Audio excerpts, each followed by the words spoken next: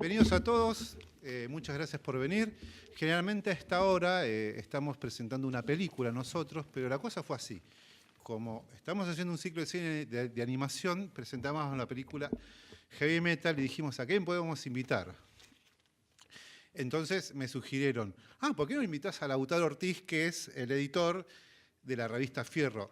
Por eso vienen ustedes, por la revista Fierro también. Y a partir de la invitación a Lautaro surgió la idea de hacer un encuentro con editores, historiadores, porque tenemos a un periodista historiador. Yo no pienso hablar de historieta hoy porque sería un desacato hacerlo. Y tenemos a dibujantes y escritores de lo mejor de la historieta argentina contemporánea. Diego Parés. Ariel López B. Andrés Acorsi. Lautaro Ortiz. Juan Izquierdo Brown. Muy bien.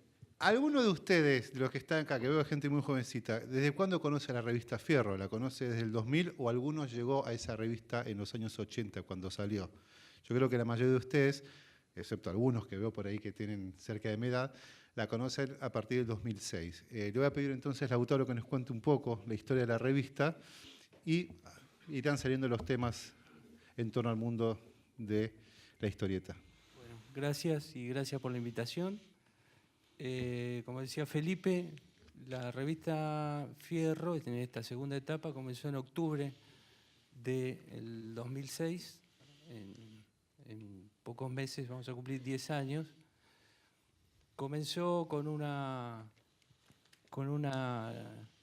momento que no hay que olvidar, un momento especial de la Argentina y un momento también especial de la historieta. La idea de volver con Fierro, Juan Sasturain, que es el director, la tenía desde hacía unos años, y él siempre decía, hay que esperar ¿a qué? A que se renovara, de alguna manera, se renovaran los artistas, los que ya clásicos de la Fierro de los 80 y asomara la nueva camada de dibujantes. En el 2006 estaba todo listo y hicimos un arreglo con Página 12 y así es como comenzó a salir. Yo pensaba en estos 120 números, pensaba qué significaba 10 años de una revista de historieta. Si uno lee la historieta, que es entre sus muchas variantes, ¿cómo la podría definir uno? Yo elijo definirla como la simulación del tiempo. La historieta siempre le falta algo. Le falta la voz, le falta el movimiento, pero lo que tiene es poder simular el tiempo. Entonces pensaba cómo leer una revista en estos 10 años. En ese tiempo, entre un cuadrito de historieta y otro cuadrito de historieta, ese tiempo puede pasar toda una vida, puede pasar toda una muerte. Entonces, ¿cómo yo leo estos 10 años? A partir de esta cuestión del tiempo. Es decir, en 10 años puede haber pasado todo o no pudo haber pasado nada. Pasó muchas cosas. Pasó que esa nueva camada, construyó su obra. En 10 años, Fierro lo que sirvió fue de plataforma para que los autores pudieran desarrollar su obra. Ahora, ¿es la revista? ¿Es una revista? Si yo juntara los 120 números, ¿es una obra? No, no es una obra. Lo que es la huella de la obra de los autores. Y así es como para mí se debe leer una revista de historieta. Uno puede encontrar, por ejemplo, en estos 10 años, puede encontrar cuántos Parés hay en esos 10 años. Hoy, Diego Parés tiene una obra que la pueden ver ahí en una mesa, varios de sus libros. Ahora, uno puede rastrear las huellas de Parés a lo largo de esos 10 años, de estos 10 años en Fierro, ¿no es así? Sí, señor. Hay un Parés que busca, un Parés que se enloquece, un Parés que juega con el color, juega con el blanco y negro, y hasta que logra construir su obra. Me parece que esa es la lectura y esa es la importancia de una revista de historieta. Yo siempre dije, y a algunos les molestó en su momento, que sin historieta, sin revista no hay historieta. Porque la historieta en realidad tiene un sentido popular y tiene ese sentido del tiempo que pasa. Se lee y se memoriza. Entonces, para mí la importancia de Fierro en estos 10 años, yo como editor y como haber estado mirando todas esas huellas que dejaron los autores, de los cuales, y este es un dato para mí significativo, en estos 10 años creo que de Fierro, de las páginas de Fierro, creo que salieron más de 40 y pico. 40 y pico de libros de historieta. Ahora, uno como lector encuentra un libro de Diego, un libro de Ariel, un libro de Gustavo Sala, que hoy no pudo venir, y lee una obra. Pero si uno se interesa un poco más, en la Fierro va a encontrar las huellas de esa obra y cómo los autores fueron variando, fueron buscando, fueron intentando técnicas, cambiando sus obsesiones también. Bueno, eso para mí significa Fierro desde mi rol de editor, y para mí es una alegría haber podido ver todo ese proceso. Bueno, simplemente esto, espero que no haya sido, me fui para el lado más filosófico, si se quiere, pero bueno,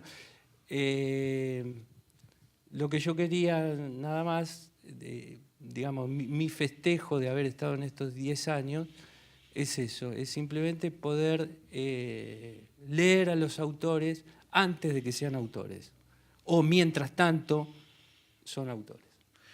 Andrés es un especialista en la historieta y tiene una publicación, Comiqueando, que ha pasado por varios formatos según lo indica el mercado y la tecnología, y que además tiene la característica que es una revista de historieta sobre historieta, es decir, que él es un especialista en el tema.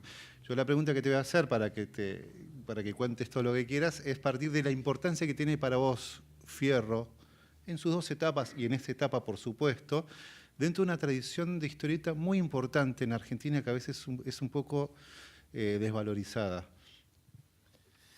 Sí, bueno, cuando empezó a salir la Fierro clásica, digamos, la de los 80, yo ya hacía por ahí 2 años que consumía historieta muy parecida a la que salía en Fierro, pero en revistas españolas. Son 84, Simoc, El Víbora, Cairo, Metal Hurlante Española, bueno, un montón de ese material, Cómics Internacional. Mucho de lo que salía en Fierro yo ya lo había leído, sobre todo lo de los autores argentinos. Pero igual me enganchó la revista porque me parece que el gran logro de Juan Sasturén fue poder darle una identidad nacional a un rejunte de material que los autores argentinos habían hecho para distintos mercados europeos en los años en los que acá no había quien los publicara.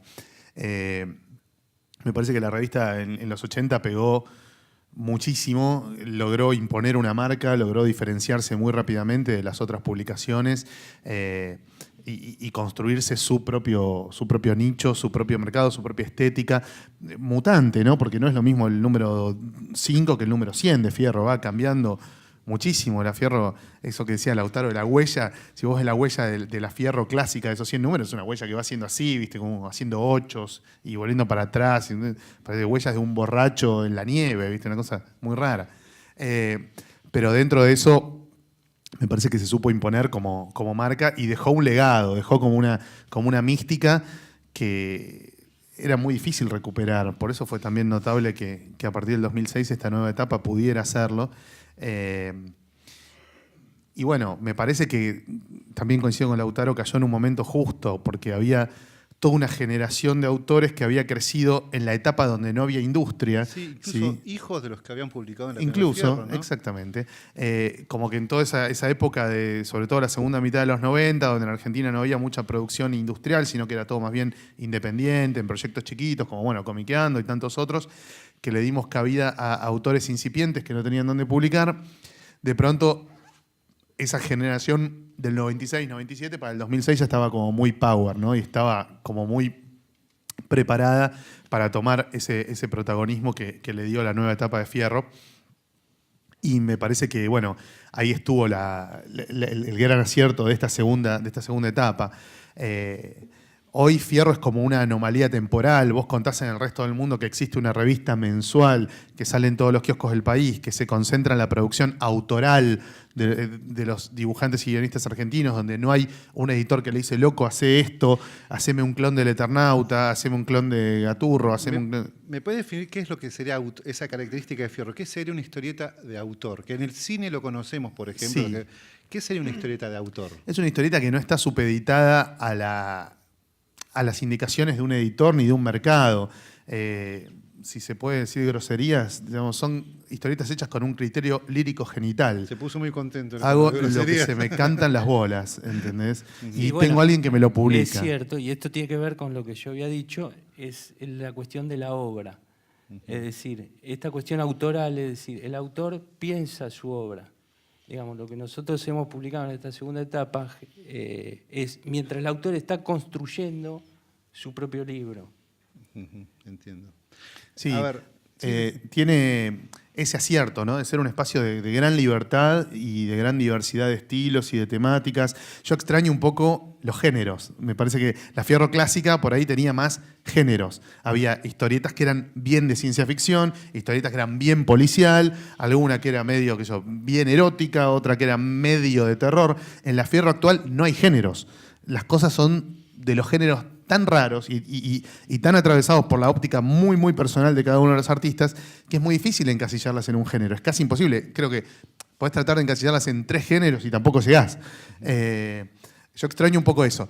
Pero, de todas maneras, sí. Esta cuestión de la falta de géneros, que sí, es más, nosotros en Fierro intentamos en algunos números, no nos ha ido tan bien, de recuperar algunos géneros. Hicimos unas de vaqueros y intentamos y no nos resultó.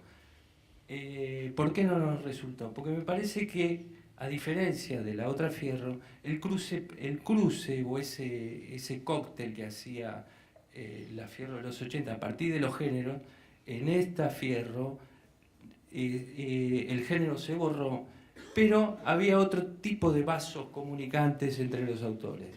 Entonces, si uno repasa y hace esa lectura de huellas de los 120 números, va a ver que, por ejemplo, en algunos números aparece un tema, sin que nosotros lo impongamos. Apareció el peronismo. En un momento apareció, tenía 3, 4, 5 historietas que referían al peronismo. Después apareció el sexo. Pero de forma casual, digamos, como si cada autor en esa especie de soledad o ese autismo de cada resonara en el otro. ¿Entendés? Esa me parece a mí que es una diferencia con la otra Fierro. De lectura, ¿no? ¿Confirman esto los Diego y Ariel? Cuando digo esto me refiero a confirma esta cuestión de que ellos publican en otros medios. Vos tenés una tira en La Nación, aparte vos haces animación también. Generalmente, digamos, no es que nadie es exclusivo de la Fierro, pero esta cuestión de que la Fierro sirva de plataforma para desarrollar la carrera de ustedes y, o sea, lo voy a decir directamente, publicar cosas que en otro lado no serían viables. Completamente. La Fierro de los 80 en una revista que, por lo menos en sus inicios, compraba material ya publicado en Europa, ya bancado en Europa, pagado en Europa, y después lo compraba. Sí, ponele consagrado también, pero digamos era un material que ya había sido pagado, que el autor ya había sido pagado por otras revistas y luego lo publicaba acá. Y esta Fierro funcionó completamente a la inversa, que fue producir material acá, que luego se publicó o acá en libros o en otros países en libros o se vendió afuera. Entonces ese valor de producción de obra, con la modestia del caso, porque obviamente el mercado editorial es mucho más chico que el de los 80, no hay revista Humor, no hay revista Sex Humor, no hay revista, no sé, todas cayeron.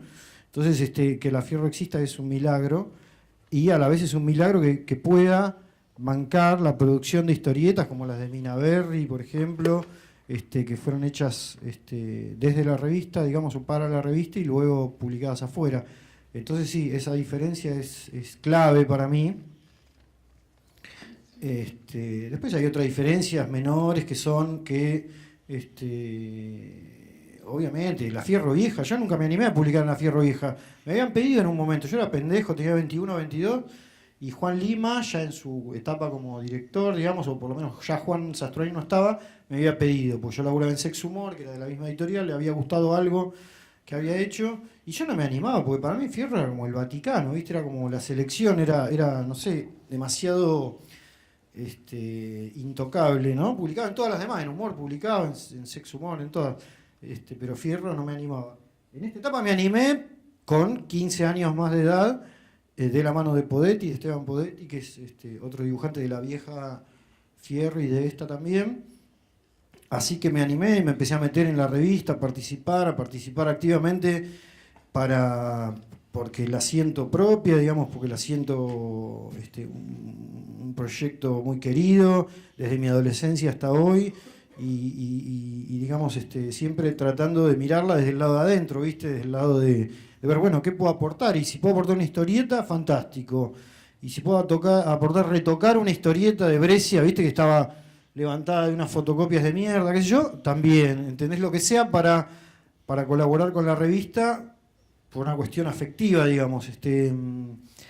Pero sí, rescato como súper positivo el hecho de la producción de historietas desde acá, y sí, me parece que es algo completamente así como milagroso, porque es como dice Andrés, no ocurre en otros lados, la historieta fue mutando.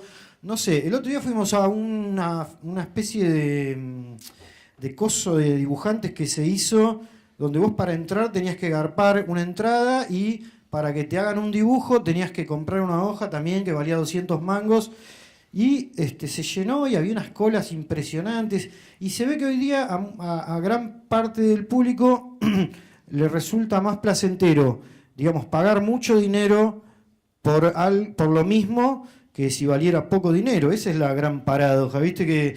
Que por ahí a vos al tipo le regalás el dibujo y se lo pasa por el traste. Ahora, si ese mismo dibujo le costó unos mangos, el tipo ya le da como otro valor, ¿no? Entonces, la noche de los dibujantes. Entonces, pasan esas cosas. A mí me pasa al revés. Si yo encuentro en la basura una revista de historietas que está buena, la disfruto como si me hubiera encontrado una pepita de oro en un arroyo, ¿viste?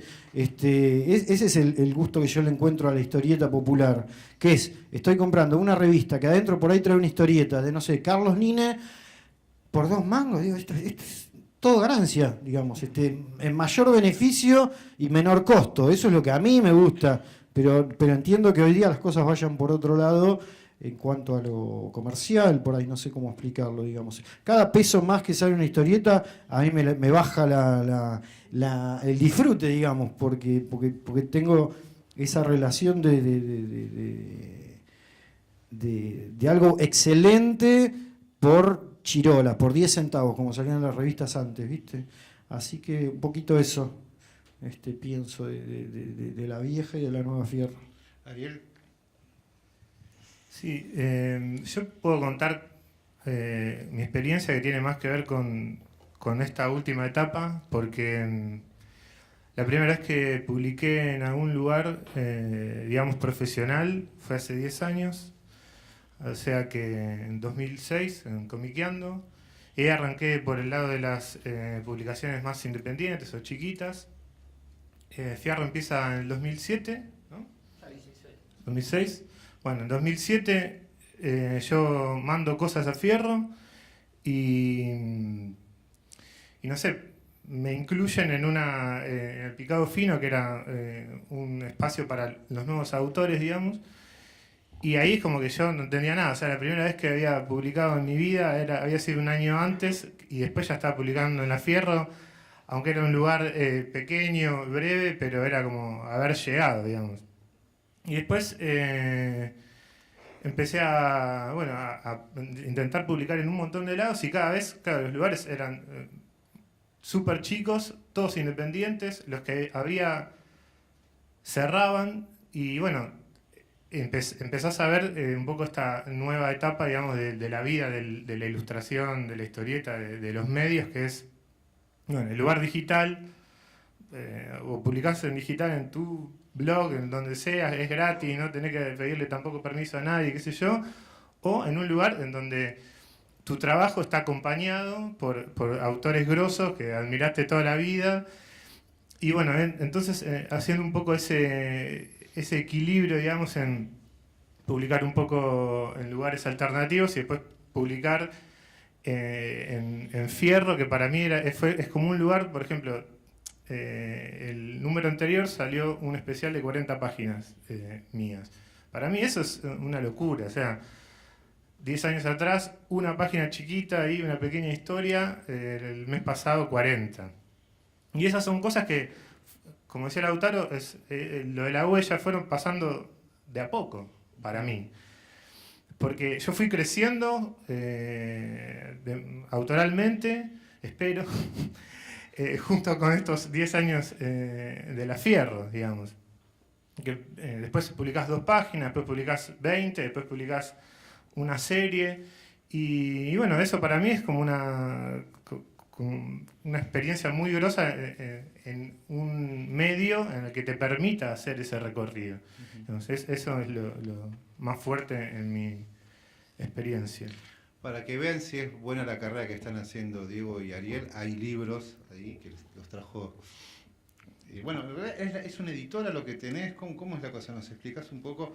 Primero a Corsi, después con Juan quiero que hablemos un poco del tema de los libros. No, lo que yo tengo es distribuidora. Yo trabajo con varias editoriales y lo que hago es comprarle a los editores y venderle a los comercios.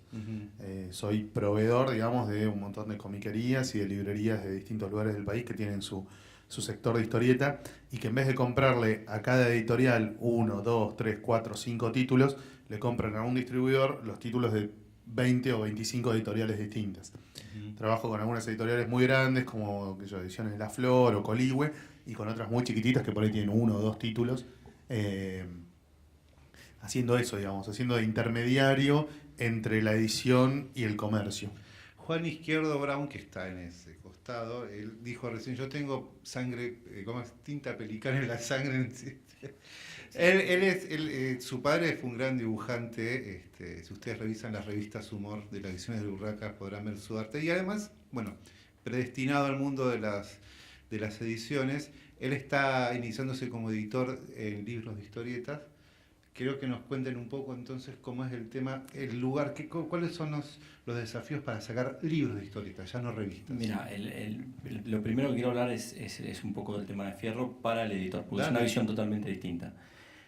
Como bien decía Lautaro, la revista Fierro tiene un lugar que es fundamental, porque el verdadero editor de historieta es la revista. Bien. En realidad los editores terminamos siendo recopiladores de aquello que vemos en las revistas, porque la revista financia el proyecto, de algún modo. Le permite al autor desarrollar, aunque sea cobrando algo, poder desarrollar su proyecto, lanzarlo, que lo vean los editores, y es el primer selector de los autores que el día de mañana van a llegar. También te permite ver qué es lo que sigue la gente y un montón de cosas. O sea, que el que toma realmente un riesgo de editor es la revista. Y sin revistas como Fierro es muy difícil. ¿Por qué? También decía Ariel que hoy tenés 2 lugares, o una revista como Fierro, que es la única revista casi, o los medios digitales. Pero en los medios digitales estás solo. ¿Y cómo te descubre alguien si vos sos nuevo, si no estás acompañado de otras personas? ¿Cómo sé yo a quién? O sea, yo no puedo entrar a Facebook y voy a empezar a buscar, voy a empezar con los González, a ver Pepito González, a ver cuál dibuja y qué hace. No puedo. Pero cuando yo veo en la Fierro que tiene un criterio de selección y que busca determinados autores y que sabe una serie de cosas y veo cosas nuevas, me empiezo a interesar y empiezo a encontrar. Entonces, para una persona que es editora desde el punto de vista de las editoriales tradicionales, digamos, desde grandes editoriales como Random House, Planeta o demás, es empezar a mirar esos lugares. Y te encontrás con cosas maravillosas, como el trabajo de los chicos y muchos otros autores de Fierro, Lucas Nine, y además se toma el trabajo de...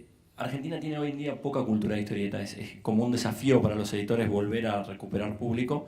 autores que afuera no tienen ningún problema en editar y acá es mucho más difícil movilizarlos. Esto vos lo sabés muy bien, Andrés, porque con la distribución ves lo... O sea, que uno no podría creer, uno que viene del mundo de la historieta, cómo es posible que esto no le esté partiendo la cabeza. ¿Contra a todo qué el mundo. compite la historieta argentina en el mercado interno?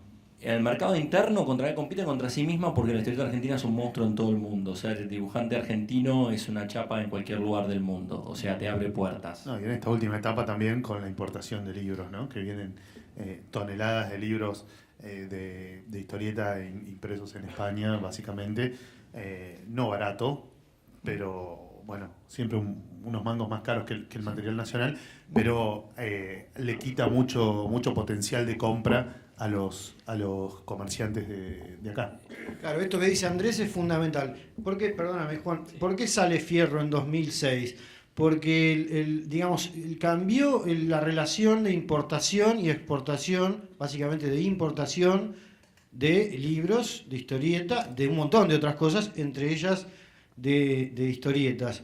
Entonces, naturalmente se empezó a generar, por necesidad de consumo, digamos, es muy común, y pasaba hasta hace unos meses. Ibas a una librería y si el tipo no estaba provisto por los libros que iban saliendo acá, el chabón estaba a las puteadas porque no tenía que vender, digamos, le costaba que entre material de afuera. Entonces este material interno vino muchas veces a ocupar ese espacio, por lo cual la política de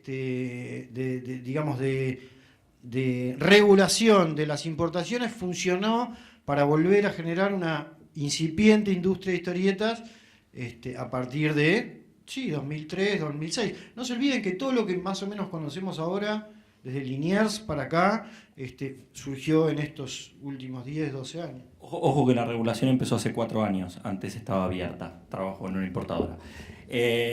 Sí, pero no es solo eso, digo, o sea, no es solo contra qué compite. Para mí la gran competencia hoy, te lo digo como persona que vende libros. Bueno, está bien. O sea, como persona que vende libros es... Con el dólar y toda la historieta siempre no era...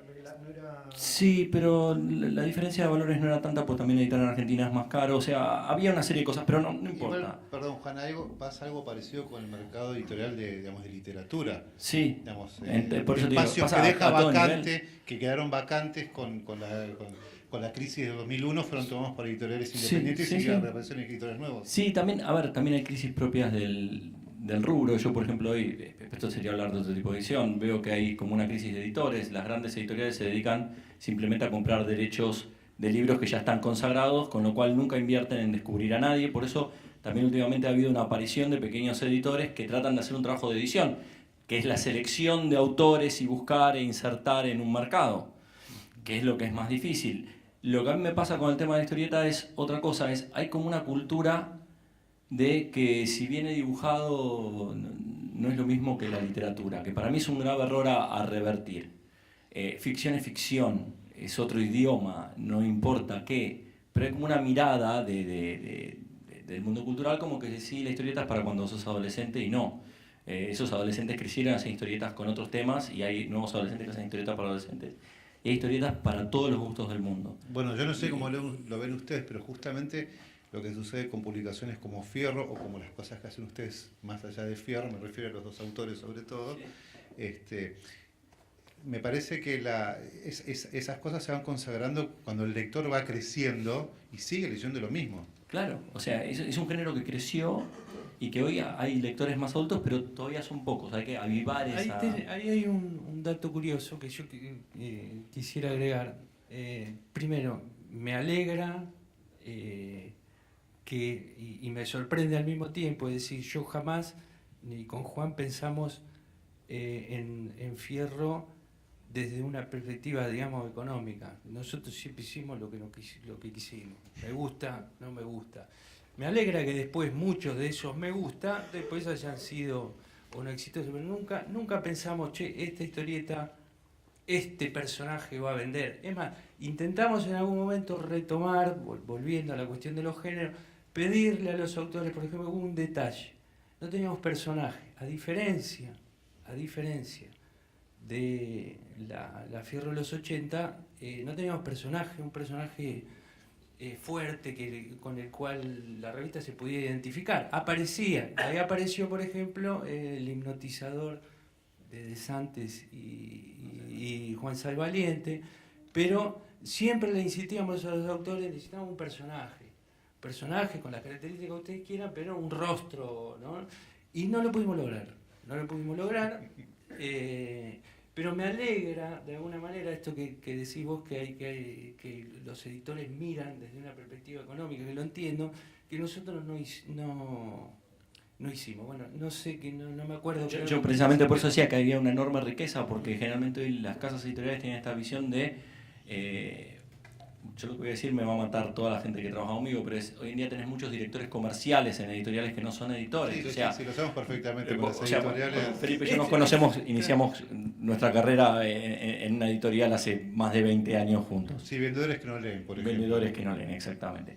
Pero digamos, el director comercial que hace dice, a ver, ¿y cuánto vende y cuánto puedo? O sea, hay un punto dado en el mundo del libro que tiene bajo retorno de dinero que es necesario, pero no toman riesgos. Y las revistas sí, o sea, ustedes toman un riesgo que para mí es alucinante, porque hay historietas que yo sé que no van a funcionar comercialmente, a mí me parten la cabeza, que si no es por Fierro yo no las leo. No, o sea, no tengo acceso. O tenés que ir, como decían los chicos, a que... Parte de esas importaciones, lo raro es que te volvían historietas nacionales que no fueron nunca publicadas acá. ¿Cómo se llama este personaje de Lucas Nine que salió, que yo todavía estoy buscando que me consigan el libro en España? Dingo Romero. Dingo Romero no lo puedo conseguir acá. Lo compré por 2 mangos en Chile. Y lo conseguís en 2,50. Y lo conozco a Lucas Nine y es un amigo y todo, pero no puedo conseguir Dingo Romero y es ridículo. Sí, hay que hacer una importadora de libros, entonces. La sección de No, libros no, no, hay que meterle ficha a los editores argentinos para que se jueguen y lo editen. Y bueno. Y una cosita más quería decir con respecto a lo que vos decías de esta cuestión de la historieta que compite con sí misma. Una de las cosas, una de las batallas más importantes que tuvimos en estos 10 años fue con el propio diario. ¿Por qué?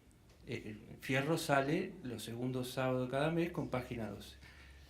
Cuando Página 12 decide lanzar Fierro, en su lectura de la historieta eran los personajes, no solamente de la Fierro de los 80, sino era el Eternauta. Bueno, ¿qué pasó? Porque ellos decían que el lector de Página es el que va a comprar Fierro, porque le remite, porque el lector de Página es también lector de historieta y remite a sus personajes. ¿Qué pasó? En la segunda etapa no teníamos personajes, los autores hacían lo que querían, no había tema, no había... Y tuvimos una gran pelea con el diario, porque los lectores de Página, claro, no dieron el salto, ¿me entendés? Entonces nosotros en un primer momento nos apoyamos en los autores clásicos. En el primer momento estaba Muñoz, Nine, Ciccioni, y después directamente ahí también aparece Ariel, empiezan a aparecer la camada nueva y copa directamente, y ahí cambia esa lectura. Entonces cuando uno piensa en los lectores de historieta, yo no sé si no hay una fragmentación, y hay una fragmentación entre lo que se cree que es la historieta, que es lo otro, la historieta de aventura, de género, qué sé yo, y esta nueva.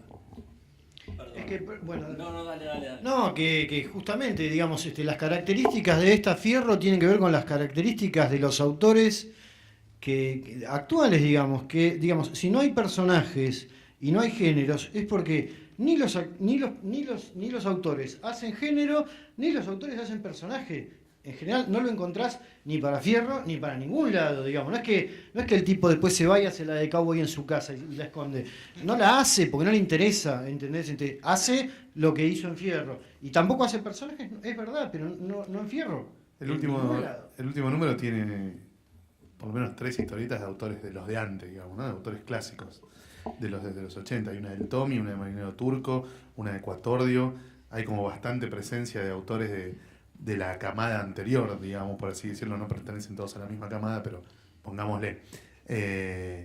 Y Cenitram, la de Ecuatorio, es un intento de generar un personaje fuerte, no me digas. Es un personaje que lleva al cine, así que es un intento en realidad de otras características, pero sí, por supuesto, esos autores que vos mencionás son tipos que siguen dibujando Y si uno hace el rastreo de lo que están dibujando hoy, lo que dibujaban, es otra cosa. Hay otras búsquedas. No es el mismo Tommy de los 80 que este Tommy.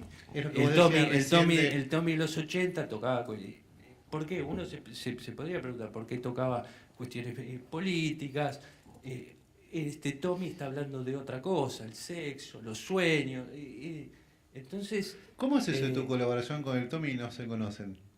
Y no conocerse. Es que hay otra característica, digamos. No.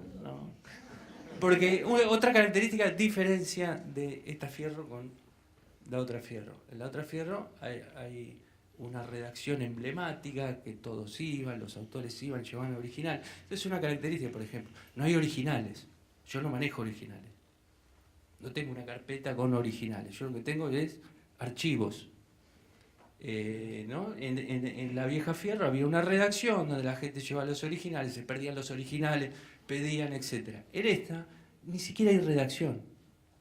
Digamos, ¿la redacción cuál es? Un bar, me encuentro con el autor, o el chat, o mail, y con muchos de los autores yo no me conozco, y con el Tommy no. Con el Tommy colaboramos hace un montón. Es que han colaborado, eso es lo más gracioso. Bueno, vamos a tener que ir redondeando. Algunos, aprovechemos que hay lectores de la revista, algunos tienen que hacer alguna preguntita, alguna curiosidad. Hay uno, mira, buenísimo. A partir de uno vienen varios. Como antología, ¿Fierro sería como la última de una especie o creen que ese formato quizás vuelva o quizás ya sea como que... Mira, una de las cosas que siempre dijimos con Juan es, ojalá existieran, siempre pedimos nosotros que existieran más revistas, que existieran revistas que compitieran con Fierro. Una gran forma de adentrarse en la historieta, ¿no? Yo empecé con las columnas de mi abuelo y después vas a lo otro y eso casi con no existe. Tenía como así como un personaje marcado. Eso que decía Andrés, yo también lo noté, digo, Fierro es una anomalía, la revista Fierro es una anomalía, y es una anomalía no solo para el historieta, sino para el mercado. Es una revista que no informa. Hoy uno va al kiosco y lo único que encuentra son revistas que trabajan sobre la información, esta es una revista de imaginación, es la única, de ficción. No se utiliza. ¿Para qué se utiliza? ¿Para qué voy y compro? La Fierro y retomo lo que había dicho, una suspensión en el tiempo, es una anomalía la Fierro, que siga existiendo. Sabes que en Francia están volviendo las revistas de antología, pero se diferencian mucho de la Fierro, se parecen mucho a la Fierro en el sentido de que cada vez le dan más libertad a los autores. Y se distinguen mucho de la Fierro en el sentido de que solo hay historias autoconclusivas. En las antologías francesas modernas, digamos, no existe el continuará. No existe el volver el mes que viene a ver cómo sigue esta historia. Eso de hacer el libro de a 8 páginas o de a 10 páginas, publicándolo mensualmente o de vez en cuando en una antología, no existe más. Eso solo en Fierro existe. ¿Alguna pregunta más? Lo último, eso es algo que siempre le discutía en soledad a Andrés, que Andrés, una de las críticas que le hace a la Fierro son la cuestión de continuará. O en fetas, como dice. Exactamente. La historieta en fetas. La historieta en fetas, ¿no? La novela gráfica en fetas. Ahora, yo lo que siempre me pregunté es, si la gente, por ejemplo, ahora se vuelca a la serie de televisión, que es un capítulo tras otro capítulo. Es ese sistema de relato. ¿Por qué ese sistema de aceptar ese relato no se puede continuar en la historieta? Yo creo que porque en Argentina los editores de historieta no son creíbles. Entonces, vos te arriesgás a comprar el primer capítulo, te enganchás, al siguiente mes o cuando sea, compras el segundo, te enganchás, y siempre con los huevos de moño, perdón la expresión, porque nunca sabés si va a salir el tercero y no te van a dejar colgada la historia. A Fierro le ha pasado dejar colgadas historias que empezaron y no terminaron. Y eso al lector, para el lector es una de soy tóxico, recuerdo yo. Pero te puedo nombrar 4 más, te puedo nombrar por lo menos 3 o 4 más. Pero, digo, para el lector es una ¿Sabes qué puñalada. pasa? Es una puñalada en el corazón no poder leer la continuación de una historia. Yo me Pasa rompí que el una serie- orto, mientras boludo, que una sin serie- dormir con los pibes, para que después vengan y me digan, no, porque continuará. Te rompes el orto, boludo, por 2 mangos. Entonces, en un momento dije, más sí, boludo, ya fue. Y Juan se re enojó, boludo. Pero bueno, te cansás, ¿entendés? Porque no es tan grato, digamos, laburar, ponerle todo a algo Digamos, era una época en la que no tenías tanto retorno, digamos, del público, tenías retorno puntualmente de alguna gente. Entonces es bastante ingrato ese, digamos, este laburo, porque no está, Fierro no es una revista que se sostiene, que garpa, pero nadie vive de Fierro, ni Lautaro vive de Fierro, ¿entendés? Entonces es muy, muy cuesta arriba, es muy cuesta arriba en todo sentido, porque tenés que competir contra Maradona. ¿Entendés? Y ni Messi puede competir, ni Messi compite contra Maradona, ¿viste? No vamos a pelear. Bueno, peleémonos, pero digamos, para mucha gente ni Messi compite contra Maradona. Hay una pregunta que Entonces tengo acá. es ingrato por muchos motivos. Entonces a veces uno se cansa. Y la última cosa, esta cuestión que le decía, que no había redacción, que los autores no se conocen, esta dispersión, es un poco lo que dice Diego. Antes, por ejemplo, la vieja revista tenía su página de los comentarios de los lectores.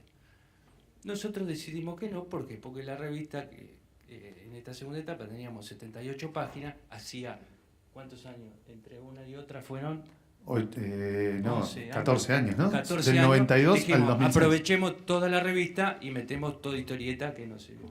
Pero esta dispersión de la que hablo también deja solo, es lo que dice Diego, deja solo al autor, porque no hay, las devoluciones no están enfocadas en un lugar. Digo al señor que llegó a las 4:30 de la tarde y que tiene que hacer la pregunta de su vida, por favor. Digo que yo leo Fierro desde el año 84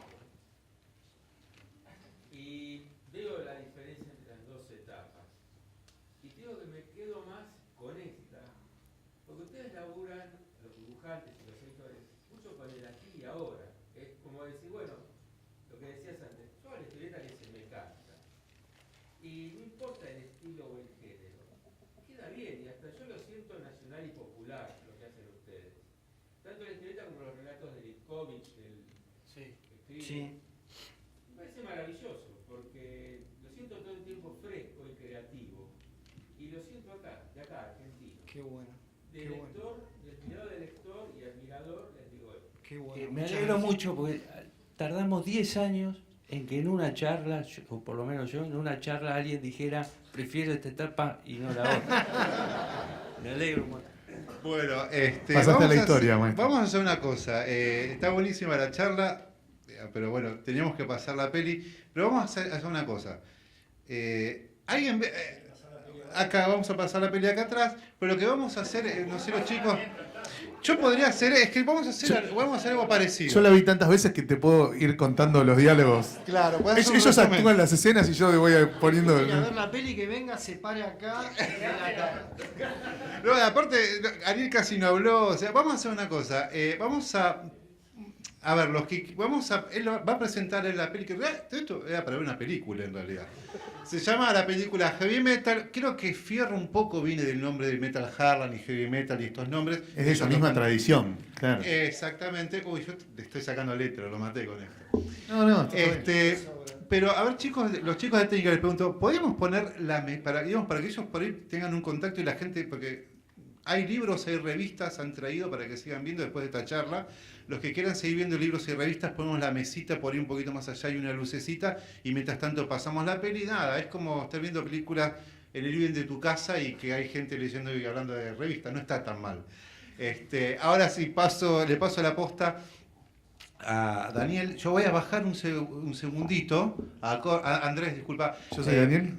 No, disculpa, son muchos nombres. Andrés, voy a bajar un segundito a ver cómo podemos armar y vos, confío en vos en que vas a presentar la película muy bien. Bueno. Ahí va, dame un segundito. Sí. Eso fue todo, gracias. Bueno, van a ver una peli que es de principios de los 80, se estrenó en Estados Unidos en el año 81. Es una película de animación, está producida por la editorial que publicaba la revista Heavy Metal en Estados Unidos. Es la misma editorial que publicaba también una revista muy famosa que se llamaba National Lampoon, que era como parecía la Humor argentina.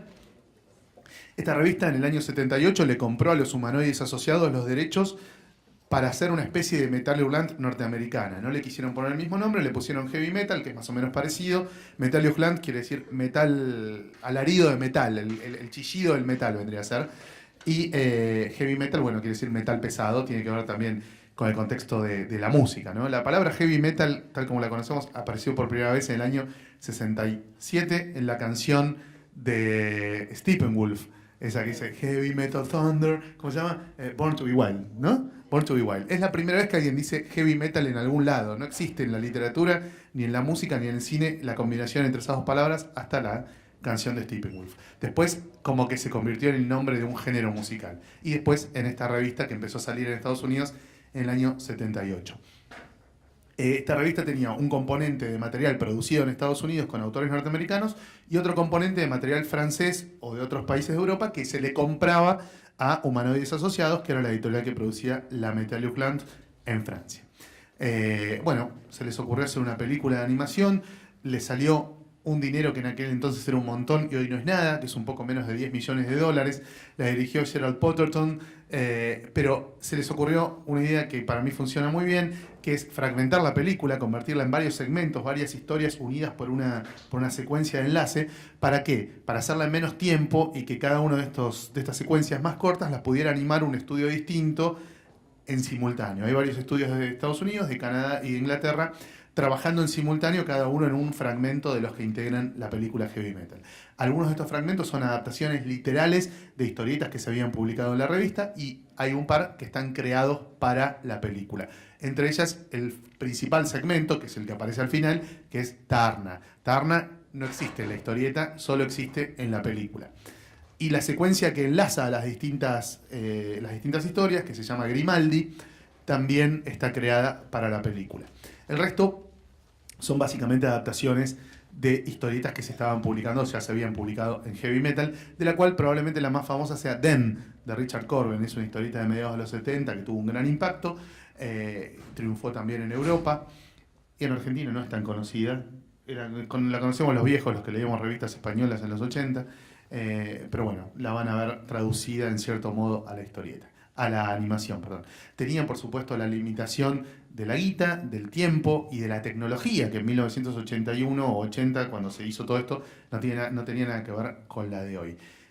Y también la restricción de que ya sabían que iba a ser una película, que no iba a haber mucha gente, porque era prohibida para menores. En general, la animación, hasta los fines de los años 60, probablemente hasta Ralph Bakshi, digamos, siempre fue para chicos, o por lo menos apta para todo público. De pronto se jugaban a una animación que solo podían ver los adultos. Yo me acuerdo, esto se estrenó en Argentina en el año 82, dictadura militar, yo era chico, la película prohibida para menores de 18, no la podía ver.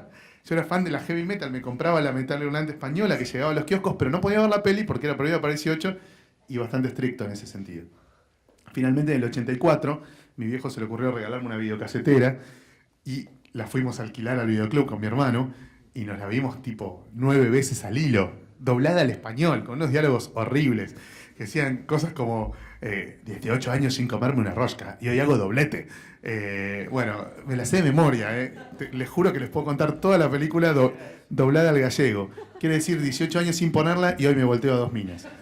¿Te animás a que la pongamos en audio y vos la vas?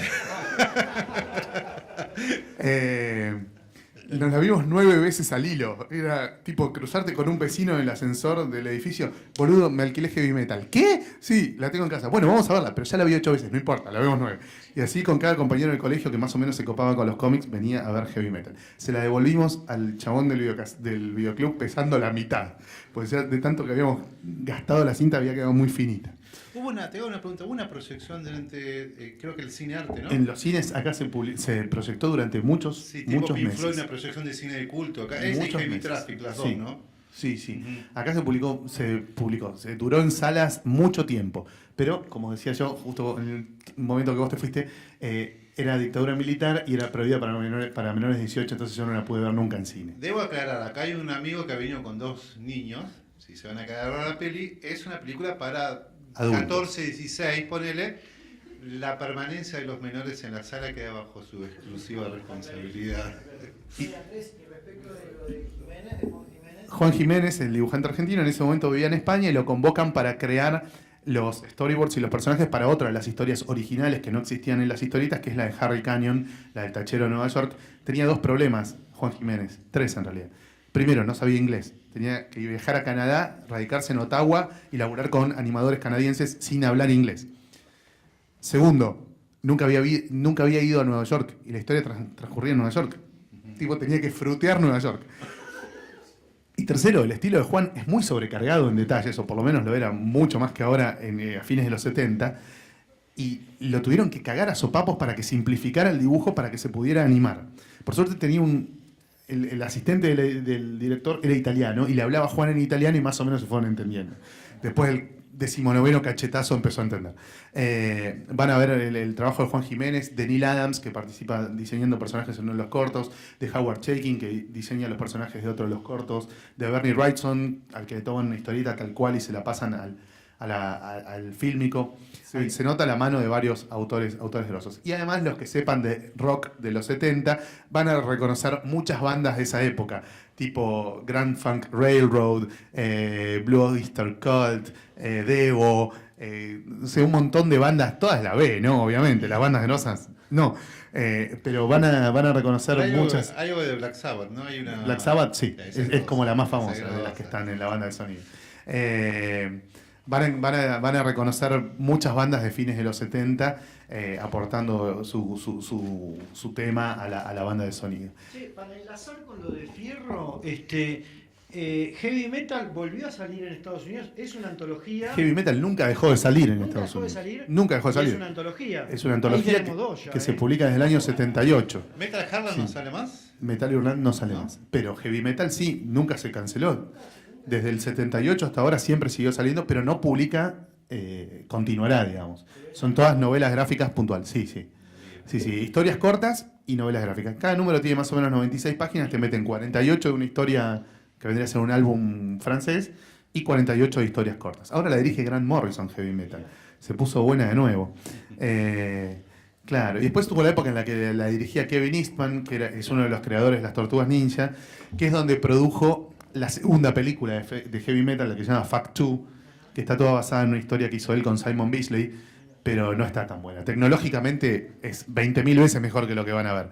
Pero el argumento y la onda, e incluso la música, que es más new metal por la época en la que se hizo, no está tan buena. Bueno, ¿vieron lo que sabe? Ahí Lo que pasa es que es una de mis películas favoritas, man. La vi 8.000 veces. Nunca en pantalla grande, ¿eh? La voy a ver en pantalla grande por primera vez. La cosa es así. Juancito se quedó afuera, llevo Juancito porque compañero mío de trabajo, está afuera todavía con las revistas, nos quedamos un rato más, si quieren, digamos, fuera de la proyección, preguntarle algo a los muchachos. Y bueno, tenemos la película para pasar, yo les agradezco mucho que hayan venido, me encantaría que hagamos algún día otro encuentro. Yo siempre, digamos, acá es un cineclub, pero el cine siempre es una excusa para hablar de otras cosas. Más muchachos hacemos una especie de semicírculo así con la tropa fierro te traen. Me hubiera gustado, Ariel, escucharte contar más cosas, pero las vas a contar afuera. Casi no tenemos micrófono. Acá lo tengo. Ariel sabe mucho de animación. Llevo. Ariel sabe mucho de animación porque trabaja de eso. Bueno, aparte de eso, le quería preguntar por temas de tecnologías nuevas, porque bueno, la generación nueva de dibujantes. Otra vez nos contás. Chicos, ¿está la pantalla baja? A ver. Oh, maravilloso. Sí, porque si no te va a quedar... Mientras va bajando nos vamos yendo. Un aplauso para los muchachos.